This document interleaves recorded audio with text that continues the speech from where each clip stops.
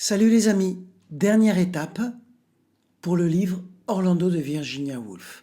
Cette dernière étape sera consacrée à la poésie, qui est en quelque sorte le maximum que l'on puisse trouver dans la philosophie du mouvement. Cette philosophie du mouvement qui traverse complètement l'ouvrage de Virginia Woolf. Alors,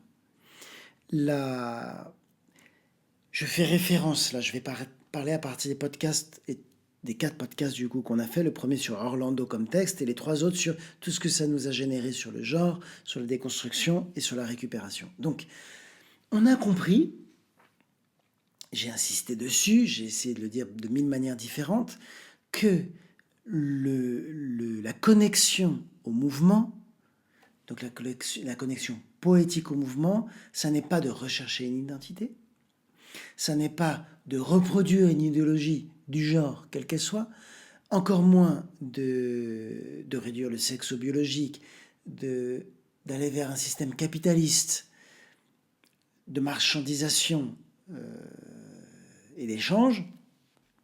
Ça n'est même pas seulement de dénoncer les limites de la performativité, dans un discours, ou de juste dénoncer la récupération spectaculaire, politique et capitaliste. Tout ça, ça fait partie de la connexion au mouvement, c'est-à-dire que quand on est connecté au mouvement, on fait tout ça. Mais ça ne suffit pas. Parce que la base, c'est bien de sortir du système de domination.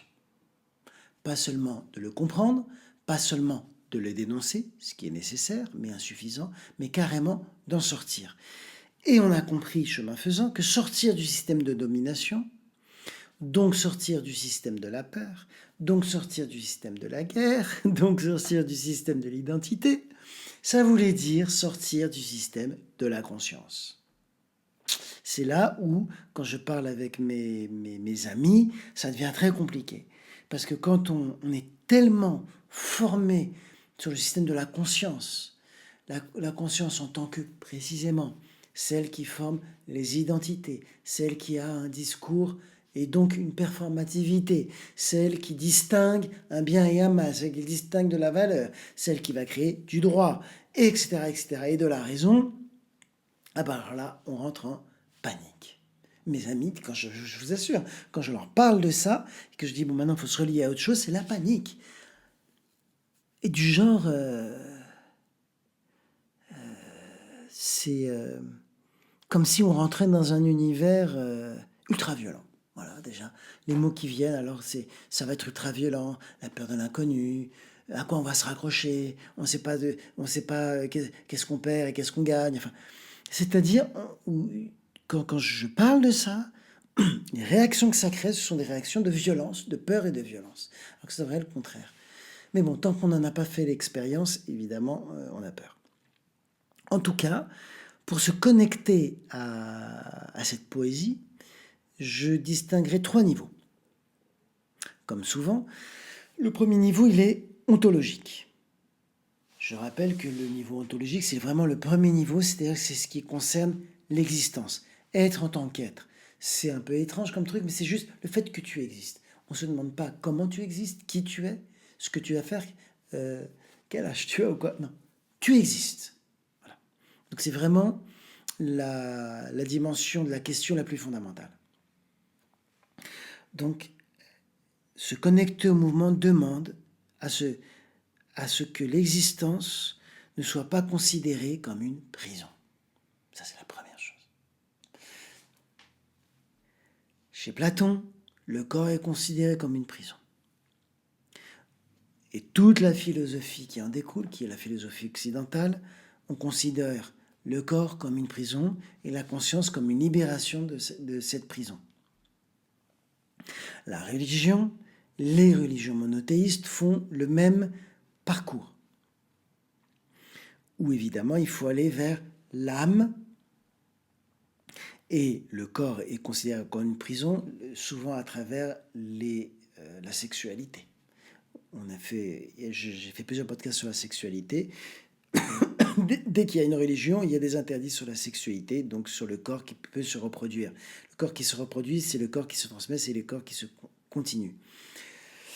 Mais j'ai retrouvé ça aussi en Asie, dans toutes les idées de karma, avec les idées de punition, de réincarnation punitive, qui d'ailleurs on retrouve dans la philosophie grecque platonicienne, puisqu'elle est influencée par l'Anatolie, donc la Turquie. Ce sont donc les idées de réincarnation sont donc des idées très très très anciennes. Bref, le corps, la matière est une prison. Le mouvement nous dit exactement le contraire. De toute manière, la matière est spirituelle, l'esprit est matière. Et à partir du moment où tu es dans le mouvement, il n'y a pas de prison. C'est dès que tu vas essayer d'enfermer le mouvement que ça devient prison. Donc le discours est carrément renversé. Le mouvement va dire, c'est la conscience qui essaye d'emprisonner le corps. Évidemment, aujourd'hui, là j'ai parlé des religions, j'ai parlé de la philosophie. Le dogme le plus présent aujourd'hui, c'est celui de la science, qui alors là met en prison, mais comme les autres, ni plus ni moins, met en prison encore une fois la matière, les corps, la matérialité, sous des équations. Aujourd'hui même sous des algorithmes qu'on retrouve, poum, dans nos petits objets qui nous déversent du spectacle, comme on a vu dans la récupération. Je précise tout de suite, le mouvement ne condamne pas du tout les objets ou la technique, mais propose un autre état d'esprit, propose une autre manière d'être au monde et d'être avec ces technologies, de toute façon, qui sont là, mais qu'on peut détourner. C'est tout le rôle de l'artiste, notamment, de mettre son ingéniosité pour, à partir d'un objet qui semble... enfin, qui est complètement construit par la prison de la conscience, comment on arrive à retrouver du mouvement, même dans un objet informatique. Voilà pour l'ontologie. L'historique. Alors là, évidemment, c'est plonger dans l'éducation, plonger dans l'histoire, comme là je viens un peu de faire, dans son histoire particulière notamment, avec sa religion particulière, avec son histoire, sa culture particulière, voir comment cette conscience, elle s'est autonomisée. On le voit très bien chez Descartes, comment la conscience moderne, puisqu'on dit que ça commence comme ça, lors d'une 4e méditation, commence à s'extraire du corps et à regarder le monde en lui mettant de nouvelles nomenclatures, je précise, qui reprenaient les nomenclatures médiévales de la Trinité et donc de la dogmatisation de la proposition christique qui commence, nomenclature, qui commence en 385 lorsque la religion chrétienne devient officielle avec Constantin. On retrouve ce genre de processus dans chaque culture. Là, je parle de celle-là parce qu'on est dans un monde plutôt occidental. Parce qu'au bout du compte, l'Occident est tellement mélangé. Mais bon, en tout cas, à chacun de voir de manière historique comment cette rupture ontologique s'est produite dans sa réalité culturelle. Et enfin, de manière émotive, qui est la plus importante, c'est-à-dire en soi, dénicher cette séparation dans sa vie quotidienne. On n'arrête pas de se juger. On n'arrête pas de donner des ordres à notre corps. On n'arrête pas de se donner des claques pour aller travailler. Et si on ne le fait pas, on se déconsidère. On n'arrête pas de se désensibiliser de soi et des autres. Tout ça crée une atmosphère de haine de soi-même. Si ce n'est pas la haine de soi, cette haine-là, elle va être complètement projetée sur l'autre. Donc de haine de l'autre. Mais la haine de l'autre revient toujours à une haine de soi. Parce que ces jugements de l'autre et jugement de soi, ça veut dire, je vous donne un exemple, cet autre pauvre, le pauvre, puisque c'est la haine la plus répandue, ou la peur, c'est mal, c'est pas bien, va des rétro-satanas, va-t'en. Qu'est-ce que ça crée ? Je ne veux pas être pauvre. Donc il y a tout de suite un jugement sur soi, et le jour où même tu es un peu déclassé, ça peut être 3 fois rien, pouf, tu vas mal te juger. Bon, tout ça pour dire que le système de la peur, le système de la discrimination, le système de la domination, le système de la désensibilisation, donc le système de la haine et de la guerre, est complètement bien tissé ensemble. Voilà. Et tout ça, je le mets dans l'émotif, puisqu'en effet, on n'agit que sur de l'émotion. Contrairement à ce qu'on pense, la raison, là-dedans, elle est complètement émotive. C'est pas que la raison est peu de choses, c'est que dans notre contexte de domination, la raison n'est que émotion, elle n'a jamais été autre chose. La raison n'est que l'émotion de la peur et du contrôle. Je sais que ça peut sembler un peu étrange parce qu'on a tendance à dire ah la raison, moi je suis raisonnable, je vais bien tout juger, l'émotion berque. Bah, pas du tout, en fin de compte la raison c'est l'émotion qui a peur. Alors, pour préciser, encore une fois ça, cette raison apeurée, cette raison, je dirais même terrifiée, elle va donc exercer un contrôle sur les flux intérieurs, donc nos flux émotifs pour le coup, les émotions, comment je perçois les choses, comment je les ressens, comment ensuite quel sentiment il va en découler. Elle va aussi à un niveau plus politique, c'est notre structure politique, ces émotions, elles vont créer ce qu'on appelle les exclusions, les boucs émissaires, les discriminations ou les monopoles, à ramasser le plus d'émotions possible, le plus de pouvoir possible. Voilà, les flux intérieurs et les flux extérieurs sont tous dominés par ce contrôle de la conscience terrifiée. Alors, ce que nous propose Orlando et Virginia Woolf pendant tout son roman, c'est de retrouver une sensibilité poétique. C'est-à-dire, à travers la poésie, à travers un discours, retrouver ce qu'on a perdu, ce qui a été détourné. C'est ce que Rimbaud appelle, et là je vais citer précisément Rimbaud, parce que je l'ai cité dans le premier podcast, et je me suis trompé dans la citation, donc là je vous l'ai dit précisément, c'est dans les lettres qu'il écrit. Alors il dit, quand il parle de l'opération de tous les sens, où je disais, l'opération au sens rimbaldien, c'est évidemment tout sauf l'opération physique, puisque l'opération physique scientifique, c'est la fixité du corps. Donc il parle presque, lui il fait référence à l'opération kabbalistique, et encore une fois, quand il fait référence à l'opération kabbalistique, il fait donc alchimique, la chimie venant de la Kabbale, il fait référence à l'alchimie spirituelle comme transformation. Comme transformation, non pas comme opération algorithmique. Bon, on pourrait aller beaucoup plus loin aussi sur la chimique, puisqu'il y a plusieurs courants chimiques. En tout cas, pour Rimbaud, c'est celui-là. Il dit donc, l'opération de tous les sens consiste à provoquer, je cite, à provoquer le poète se fait voyant, le poète se fait voyant par un long, immense et raisonné dérèglement de tous les sens. L'opération spirituelle rimbaldienne, c'est donc quand le poète se fait voyant par un long, immense et raisonné dérèglement de tous les sens. C'est exactement ce que fait Virginia Woolf. Elle part de la réalité réglée, réglementée, administrée et gouvernée, et de manière patiente, parce que la littérature, telle qu'elle le fait elle, c'est patient, c'est réfléchi, eh bien, par de la patience, par une vision globale, immense et raisonnée, donc elle passe aussi par la raison, elle va déraisonner, elle va faire délirer la raison. Elle va dérégler les sens réglés par la raison.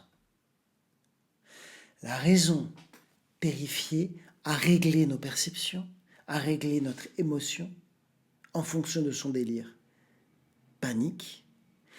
Et Virginia, ou tout grand artiste, connu ou inconnu, on s'en fout, mais tout artiste qui reste fidèle à l'art, il va raisonner et il va dérégler la raison. À partir de la règle, il va dérégler. À partir de la raison, il va déraisonner. Tout ça pour arriver à la voyance. Donc il ne va pas juste en rester à dérégler à partir de régler, etc., etc., mais il va arriver à la voyance. C'est tout le problème du conservatoire. Le conservatoire n'a pas arrêté de me dire, ou à l'école, il faut que tu connaisses la technique pour pouvoir critiquer la technique. Qu'est-ce que je m'en foutais de critiquer la technique? Donc ils veulent nous laisser dans le truc, tu veux critiquer la technique, c'est ce que disait Aristote d'ailleurs. Vous voulez critiquer la philosophie, faites de la philosophie. C'est génial, restez dans notre système. Thèse, antithèse, synthèse. Mais non, basta. Ça, c'est juste la première étape, ok. Mais nous, on veut voir beaucoup plus loin. On veut être voyant. Alors, dans le livre de Virginia, il y a cette voyance, puisque c'est un livre sur le genre et sur une critique sociale. Elle y atteint d'une manière que j'ai trouvée assez géniale. Alors, je vais vous lire. Elle part, quand vous le lisez un peu décrypté, on part sur un côté homme-femme. Orlando homme, Orlando femme. Il y a un homme et il y a une femme. Et c'est bien séparé. D'ailleurs, un coup, il est homme, ou il commence homme, c'est ça, puis il finit femme. Mais c'est quand même bien séparé. Hein. D'accord. Première lecture basique. Puis elle va un peu plus loin. On le voit dans ses critiques. Elle dit finalement, il y a des attitudes féminines et des attitudes masculines. Ah, là, on commence déjà à dégenrer, à défixer. Ok, donc tu peux être un homme mais avoir des attitudes masculines, féminines et vice-versa. Puis après, elle va un peu plus loin, elle va parler d'ombre et de lumière. Ça, c'est vers la fin du roman. Alors là, l'ombre et la lumière, évidemment, on pense directement au yin et yang, qui sont dans on va dire, dans la construction de la pensée chinoise, qui sont des énergies croissantes et décroissantes, et qui font référence au feu et à l'eau, à l'ombre et à la lumière. Et là, ça devient beaucoup plus intéressant, puisque, en plus dans ces théories chinoises, et tel que je le comprends chez Virginia, il n'y a pas de jugement de valeur. C'est-à-dire que l'ombre ne vaut pas moins que la lumière. Et ça, c'est un grand problème, mais j'en ai beaucoup parlé, qu'on a dans notre société, c'est qu'on valorise la lumière. Pourquoi la lumière vaut plus que l'ombre? Voilà. Et donc là, il y a, quand on dit on veut valoriser le féminin, on se trompe. Parce qu'on dit on veut remettre le féminin dans du yang, c'est-à-dire on veut mettre le féminin à la lumière. Mais non, il faut valoriser l'ombre si on veut valoriser le féminin. Mais ça, le derrière, l'ombre, le négatif, c'est dévalorisé. Donc là, il y a la Virginia déjà. Bah, elle fout tout ça en l'air. Non, non, non. C'est pas le féminin, c'est pas la femme qu'il faut valoriser, ou l'homme, ou le masculin qu'il faut dévaloriser. C'est qu'il faut aller vers l'ombre. Que tout le monde dévalorise. Le noir. Et elle va donc, à la fin, ça devient, qu'est-ce que c'est? Elle parle de l'étang noir. Bon, c'est extraordinaire en français, parce qu'il y a un jeu de mots sur étang comme une étendue d'eau, et puis l'étang comme le dérivé de l'être, ce qu'on appelle l'ontique. C'est-à-dire l'être en tant qu'être quand il existe, ici et maintenant. Je sais que c'est un peu technique quand j'en parle comme ça. Comment je pourrais le dire simplement? On va le prendre de manière grammaticale. Je suis, la meilleure manière de dire je suis, c'est étant. C'est-à-dire le participe présent. Je participe au présent. Je continue à participer au présent. Voilà. L'étant, donc pour Virginia Woolf, il y a le jeu de mots quand elle parle du langage, de l'origine du langage. Qu'est-ce qui donne le langage? C'est l'étang noir. Donc de l'eau noire. Il faut absolument se remettre dans l'idée que l'eau est le principe créateur, on le retrouve dans toutes les mythologies, déjà dans la Bible. La Bible, c'est Dieu, c'est l'esprit au-dessus de l'eau. Évidemment, ça prend ses racines dans dans les mythes, pour ce qui est de la Bible, de mésopotamiens et égyptiens. Bon, mais ça nous mènerait trop loin. En tout cas, le Noun, voilà, le Noun, c'est d'abord un principe, le principe de l'eau. Donc, elle fait naître le langage carrément dans l'eau. Et l'eau, c'est le noir, puisque l'eau, c'est opposé au soleil, à la lumière.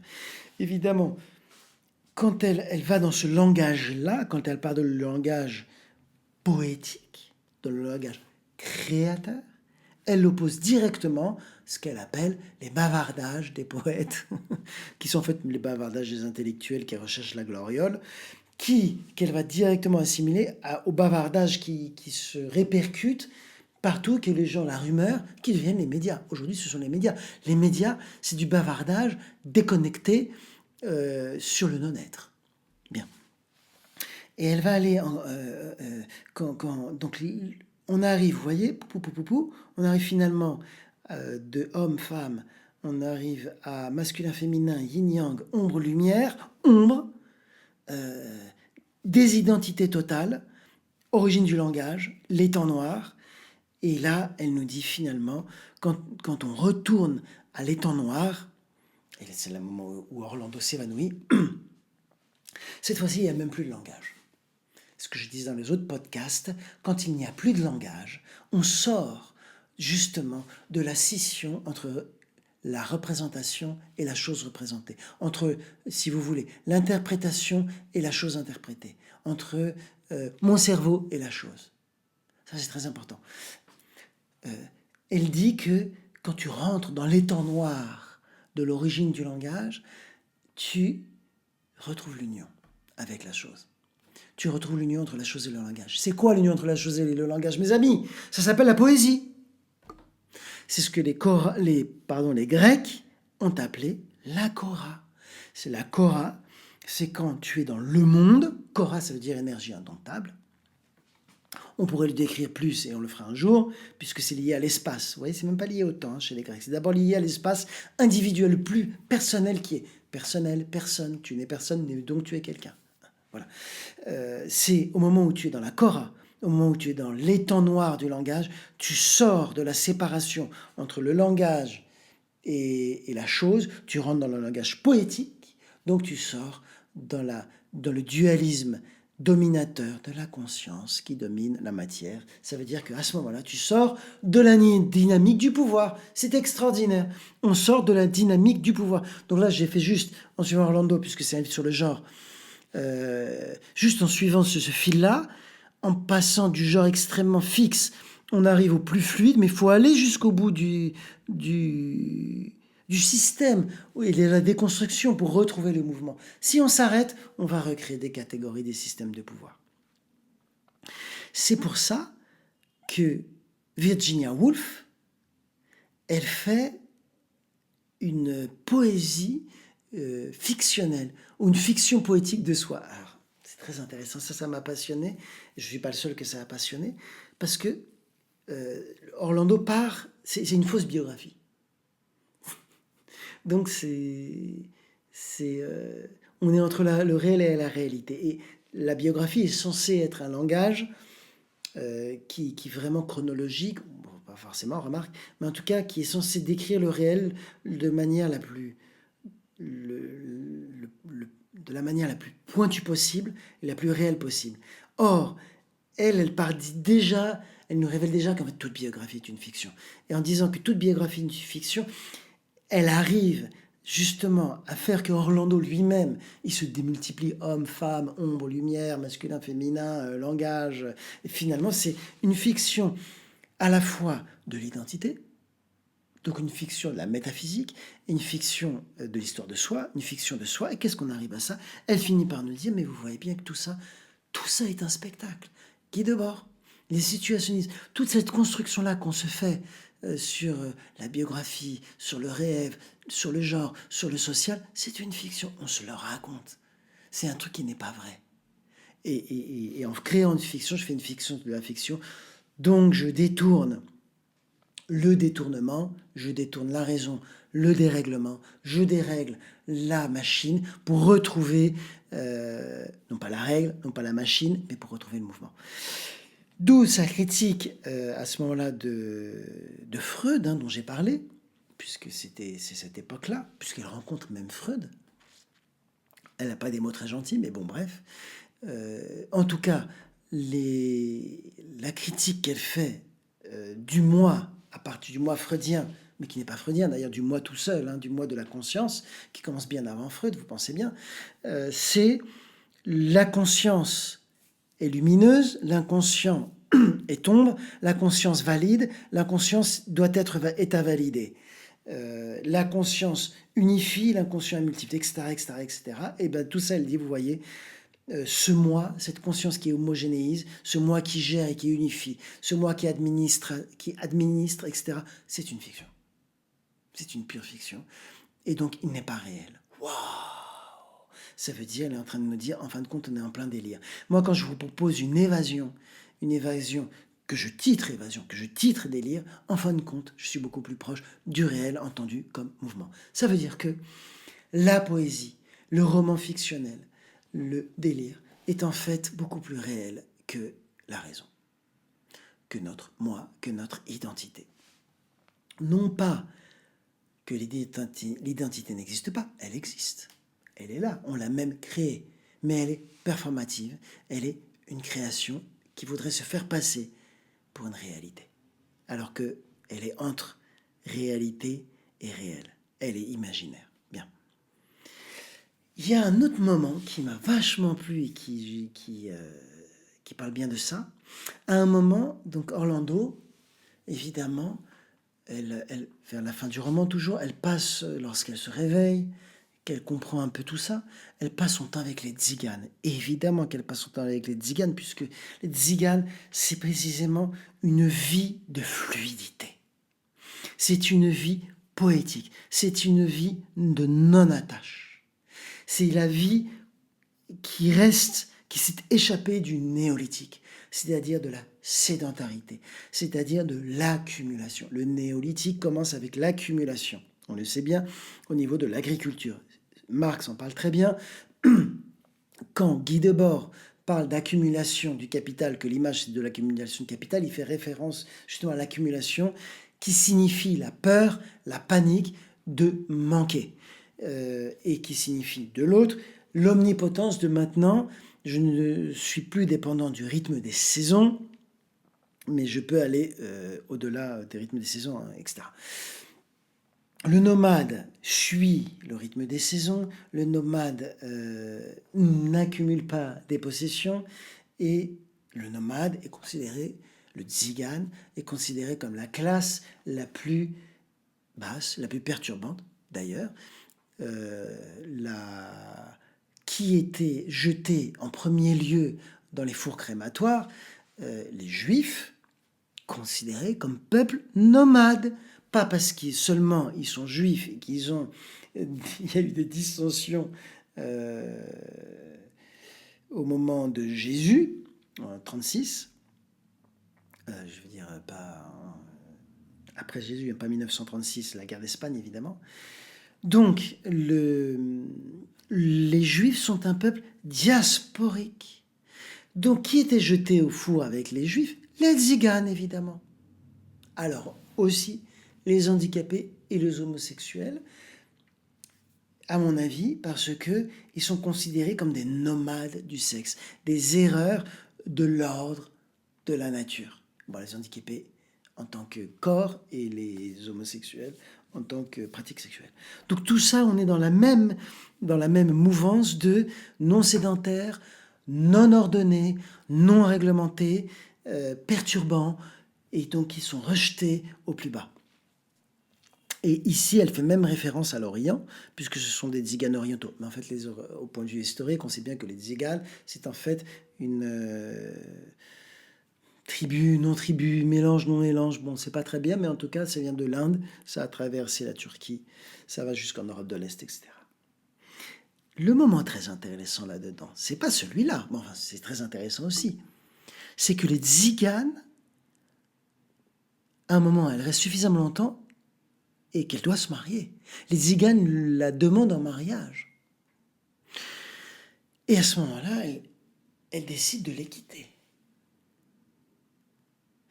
elle décide de les quitter et elle se remet à penser à l'Angleterre, sa douce Angleterre, en se disant mais il faut que j'écrive. Finalement, c'est l'écriture qui me tient. Bingo les amis. Même les tziganes ont réussi à refaire de la fixité avec le mariage. Il n'y a rien de plus fixé que le mariage. Qu'est-ce que c'est que le mariage? Le mariage, c'est la fixité de l'amour. C'est l'amour institutionnalisé, c'est-à-dire c'est la destruction de l'amour. D'ailleurs, un mariage, c'est un contrat. Donc il n'y a rien de plus conformiste qu'un mariage. Et Orlando dit, c'est pas possible.